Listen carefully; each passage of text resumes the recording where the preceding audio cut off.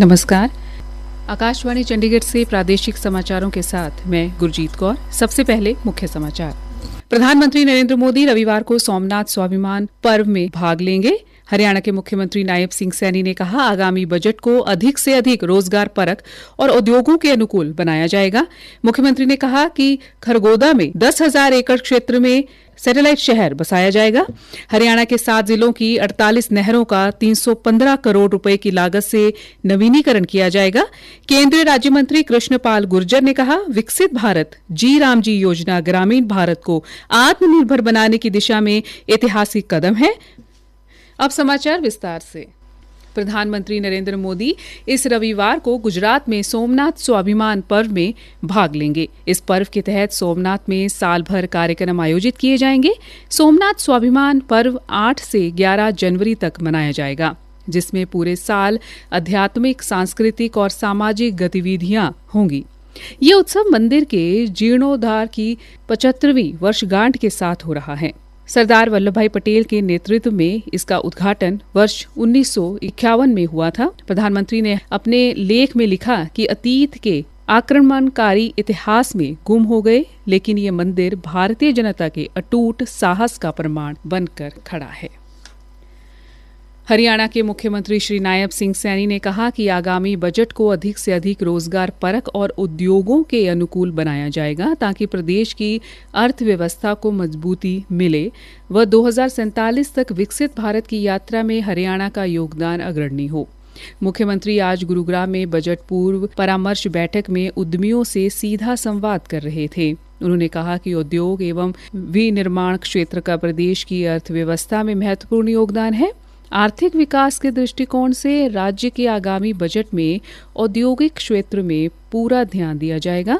मुख्यमंत्री ने उद्योगपतियों से मिले सुझावों पर कहा, आज हमारे इंडस्ट्रियल एसोसिएशन के सभी पदाधिकारी और सभी इंडस्ट्री के प्रमुख व्यक्ति, आप सबके बहुमूल्य सुझाव हमें मिले हैं। हम चाहते हैं कि जो महत्वपूर्ण सुझाव है उनके ऊपर चर्चा विचार करके इस बजट के अंदर उनको भी शामिल किया जाएगा। AI बेस्ड पोर्टल भी लॉन्च किया गया कल। बाद में भी आपके ध्यान में कोई सुझाव महत्वपूर्ण आता है कि हमें सरकार तक इस बात को पहुंचाना चाहिए, तो उस पोर्टल के माध्यम से आप घर बैठे ही वो सुझाव दे सकते हैं और अच्छे जो सुझाव होंगे जिसका लाभ आप लोगों को भी और जनता को भी मिलेगा, हम उसको इसमें अवश्य शामिल करें।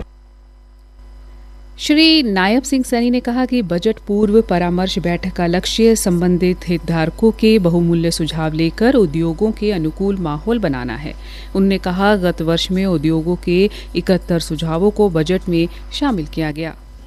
2024-25 के बजट में इस विभाग के लिए 506 करोड़ 75 लाख रुपए का आवंटन हमने किया था। आपने पीछे सुझाव दिए थे, उसमें 2025-26 के लिए हमने इसको 1951 करोड़ और 43 लाख बढ़ाने का काम हमने किया। इसमें से अब तक 873 करोड़ 51 लाख रुपए हम खर्च भी कर चुके। इंफ्रास्ट्रक्चर के लिए जो आपकी सुविधाएं हैं, औद्योगिक विकास केवल घोषणाओं तक सीमित न रहकर उन्हें धरातल पर उतारने का हमारे संकल्प का प्रमाण है। इस अवसर पर मुख्यमंत्री ने कहा, सोनीपत जिला के खरगोदा में 10,000 एकड़ क्षेत्र में सैटेलाइट शहर बसाने की योजना है। इसके साथ साथ राई में थोक बाजार बनाया जाएगा। हरियाणा विधानसभा अध्यक्ष हरविंदर कल्याण ने आज केरल विधानसभा का अवलोकन किया। इस दौरान उन्होंने केरल विधानसभा अध्यक्ष AN शमशीर से संसदीय विषयों पर गहन चर्चा भी की। इस दौरान हरियाणा विधानसभा की संसदीय प्रक्रिया और नियमों को लेकर भी जानकारी साझा की गई।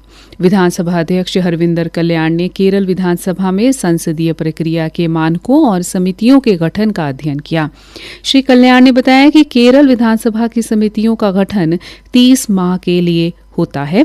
केरल की विषय संबंधी समितियों के अध्यक्ष संबंधित विभाग के मंत्री होते हैं। हरियाणा के 7 जिलों की 48 नहरों का 315 करोड़ रुपए की लागत से नवीनीकरण किया जाएगा। इन नहरों की क्षमता बढ़ाने के लिए इनकी रीमॉडलिंग की जाएगी।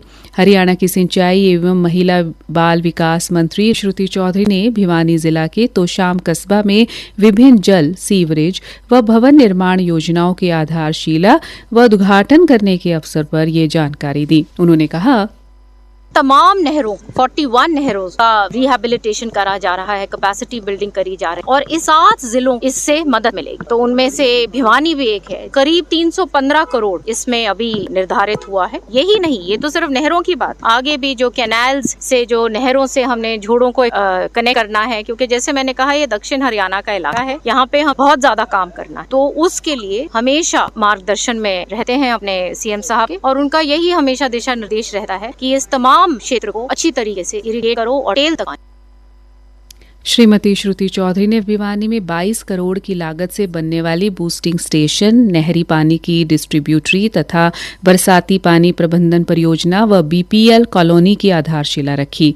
पत्रकारों से बातचीत में उन्होंने कहा, तमाम तोशाम शहर का जो पीने का पानी की योजनाएं हैं, 15 करोड़ का एक योजना है जहां पे कैपेसिटी और बढ़ाया गया है, उसका स्टोरेज कैपेसिटी बढ़ाई गई है, पाइपलाइंस ले डाउन करी गई हैं, बूस्टिंग स्टेशन बनाए गए हैं। और एक दूसरा जो काम है, बहुत लंबे टाइम से यहाँ पे चुनाव में भी ये बात आई थी कि यहाँ पे जो बरसाती पानी की निकासी का एक बहुत बड़ी समस्या थी, तो वो भी 5 करोड़ से ऊपर की लागत से वो भी काम शुरू हो जाएगा। और एक बीपीएल कॉलोनी का 1 करोड़ से भी ऊपर एक की लागत से वहाँ पे पूरा की पूरा बूस्टिंग स्टेशन और पाइपलाइन लग।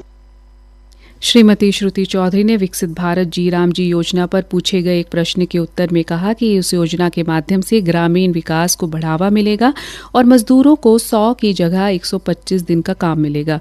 सिंचाई मंत्री ने केंद्रीय जल शक्ति संसाधन मंत्रालय की पानी की गुणवत्ता को लेकर हाल ही में आई रिपोर्ट पर प्रतिक्रिया देते हुए कहा कि पर्यावरण दूषित होने के चलते प्रदेश के 157 खंडों में से लगभग 88 खंड डार्क जोन में चले गए हैं।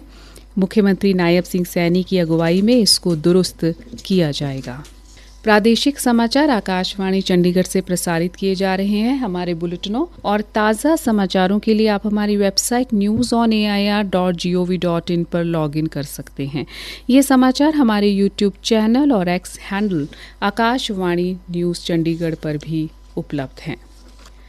केंद्रीय राज्य मंत्री कृष्ण पाल गुर्जर ने कहा है कि विकसित भारत जी राम जी योजना ग्रामीण भारत को आत्मनिर्भर बनाने की दिशा में एक ऐतिहासिक कदम है। आज फरीदाबाद में एक पत्रकार वार्ता को संबोधित करते हुए उन्होंने कहा कि इस योजना का उद्देश्य ग्रामीण क्षेत्रों में स्थायी रोजगार के अवसर पैदा करना, आजीविका के साधनों को मजबूत करना और युवाओं व महिलाओं को आर्थिक रूप से सशक्त बनाना है। इसमें पुराने प्रावधानों को बदला गया है, गांव को अधिकार दिया गया है, सब डिजिटल किया गया है, ग्राम सभा को अधिकार दिए गए हैं। एक तरह से भारत के ग्रामीण आंचल का विकास करने वाला है। इसमें मजदूर की 100 से 125 दिन उसको मजदूरी के मिलेंगे, 25% का इजाफा मिला गया है। इसमें फसल और कटाई के समय इसका भी ध्यान रखा गया। जब काम रुक जाते थे उस समय मजदूर को खेतों कोई नया काम शुरू नहीं होगा, मजदूर खेती में भी जाकर काम कर सकता है। तो इस सब का मकसद देश के गांवों का विकास, सुशासन, ये इसका प्रमुख मकसद है। केंद्रीय राज्य मंत्री ने विकसित भारत जी राम जी योजना की विशेषताओं की जानकारी देते हुए कहा कि गांव-गांव जाकर लोगों को इस योजना के बारे में बताया जाएगा ताकि लोग कांग्रेस द्वारा फैलाए जा रहे भ्रम से गुमराह न हों।